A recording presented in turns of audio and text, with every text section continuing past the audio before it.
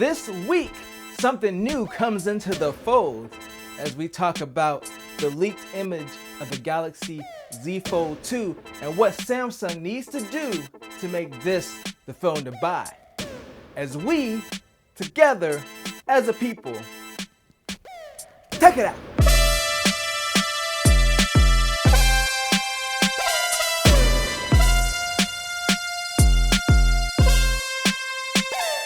And welcome to another sensational Saturday. This is Mike, and this is Mike Text It Out, where, yes, I'm bringing you the tech new. Because I'm not doing, it's one story instead of multiple ones. So it's new instead of news. It's new, but we're focusing on one thing. And what am I talking about this week? What are we bringing to the table? We're bringing the metaphorical table, of course. The Galaxy Z Fold 2, that's the rumored name, or the name that showed up in the slightly blurry image that has leaked online.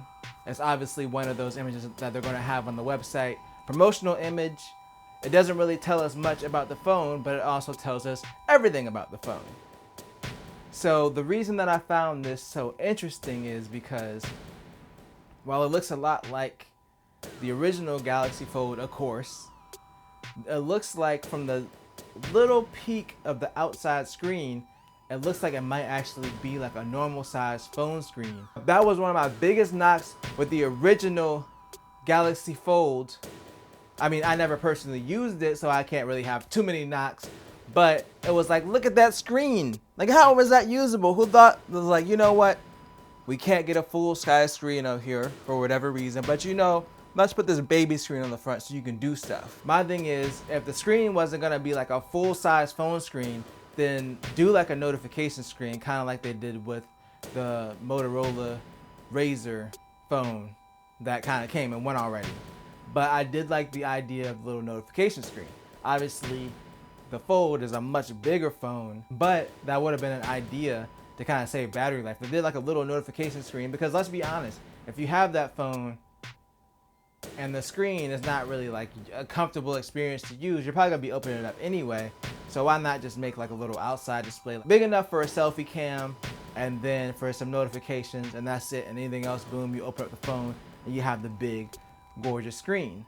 Now, what do I think that Samsung can do to improve the Galaxy Fold? My honest opinion, for one, I don't think it could be $2,000 again. Now, it probably will be close to that price. I'm being realistic, but if they could get it down to like $1,500, I think that would be more reasonable. That'll probably open it up to more people than just extreme enthusiasts, because then you already have their top of the line like Galaxy phones reaching that $1,400 price point. Then you have the Galaxy Z Flip that was around $1,400. If they can get this around $1,500, which I don't think they'll do just because it'll be so close to the Z Flip's price, but if they can get it to like $1,500, I think a lot more people will be willing to kind of spend $1,500 to have a phone like that, to have an experience like that. But I don't think that this second generation, especially if it's going to launch anytime soon, is probably going to be $1,500. And then the launch, it just has to be better. Let's briefly revisit the original Galaxy Fold. So it was supposed to come out in like April of last year, and then the review models went out, right? And then they had all kinds of issues with them, with people accidentally peeling off the screen because it looked like it had a screen protector on it, but it was actually part of the screen, and peeling it off would break the screen. There was that. The Verge had that issue where they somehow got clay inside the phone because they had it propped up with the molding clay, and because there was the big gaps in the bottom of the screen, when you open and closed it, clay got stuck in it and broke it. And it was like a whole day. Like, you just couldn't do regular phone stuff with it. And at first, Samsung was like, oh, we're still moving forward with our launch. I think it was like supposed to be April 26th. The bottom line, the phone didn't end up coming out until September of last year. So it doesn't even feel like it's been out for that long. It hasn't been out for that. Well, it's been almost a year, realistically. But with the delay and everything and all the controversy around it, it just feels like a little bit more recent than it actually was for them to be talking about a, part 2. But I guess, like, it is coming up on the year mark, so this would be, if they're actually going to continue making this phone, this would be the time. Of course, they implemented their fixes. They tucked the screen protector inside of the phone, so that way you wouldn't think to peel it off. They also tightened up the gap at the bottom of the phone so there wasn't as big of a gap for sept to get in it. They finally released it in September, but I think they lost a lot of momentum from the original release in April. Like, you know, everybody being hyped for it and spending all the money on the hype train, and then having to like have that embarrassing moment and go back in and fix it and then re-release it, and really putting that doubt in people's minds that this was going to be a durable phone. And the doubt was already there, but then when they, you know, that happened, that probably hurt their sales as well. So this is really like a second chance for them to get out there and kind of rebuild faith in the phone. So hopefully nothing awful happens with this one. I really think that they've learned from their mistake. So I think that the next one, they're going to have improvements. Like they had the super thin glass in the Galaxy Z Flip, which that was a controversial thing because it was actually covered in plastic still. So the screen was like still mostly plastic. The layer of glass was so thin, arguably didn't make that much of a difference. It didn't really make it more durable. It just gave it a more solid feel. But either way, like a more solid feel is better than just a pure plastic screen, I would at least think. I haven't tried either phone personally, but from what I heard, you know, the phone does feel a lot more firm with the little glass layer in there. So that's probably something they'll implement in there. The other thing I think they could improve on or just completely get rid of is the selfie cam notch. Like notches don't usually bother me, but like on the phone where like the whole thing is the max screen real estate, on a phone where you don't really need a selfie camera inside the phone, like yes, it might be a little bit inconvenient to not be able to use a big screen to take a selfie. Oh well.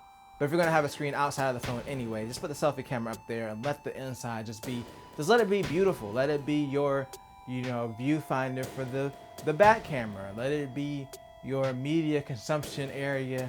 Don't defile it with needless cameras, or at least if you do, then try to put like a hole punch in there or something. I don't know where they're at. This is all new technology, so I'm pretty sure that this was probably what they were working with at the time, and they didn't want to not have the selfie cam in there. But that's something, like, in my opinion, you could just probably do away with. Like, do a small, lower quality one inside. You can still have one on the outside that's higher quality if they want to do that. Like, just if they are obsessed with having a camera in there for the argument of someone wanting to do like a video call or something on the selfie cam, fine. But just not that. That thing, I don't know what was going on with it, but it was way too big. Also, if you notice, I've been saying Galaxy Z Fold 2 because apparently that's also part of the rumor. I guess the Galaxy Z is going to be like a folding line now because we got the Galaxy Z Flip and now we're doing the Galaxy Z Fold 2. It makes sense because if you think about it, an S is, you know, it's round. The Z has sharp, determined, like it's got sharp thing. Like, hey, I'm here. I have aggressive angles. Or S is not sure. And S is more elegant. You know, it's not really as sure about its curves. But the Z is just there. It's folded, and you know that it's folded, and that's why this is the greatest name change ever. Bet money. So to summarize, I spent a bunch of time speculating and giving predictions based off of a blurry image of a Galaxy Z Fold 2. But like I said, to kind of summarize everything, either expand that outside screen until it's a usable size, or shrink it and make it like a notification screen. Get rid of that stupid selfie notch inside of it, or at least shrink it, and bring the price down. And I think that this phone could be huge. And like I said, I can pretty much tell you that that outside screen is probably not going anywhere. So based on the leaks, so we can already say that it's probably not going to happen, at least with this phone.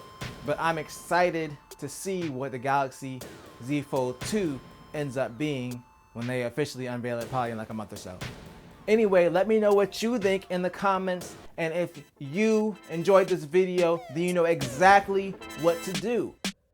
Make sure to tell a friend, tell a coworker, like, share, and subscribe, and always do at least 2 things at the same time. Peace. What? I'm literally recording. I'm literally in the middle of recording. I'm literally in the middle of recording.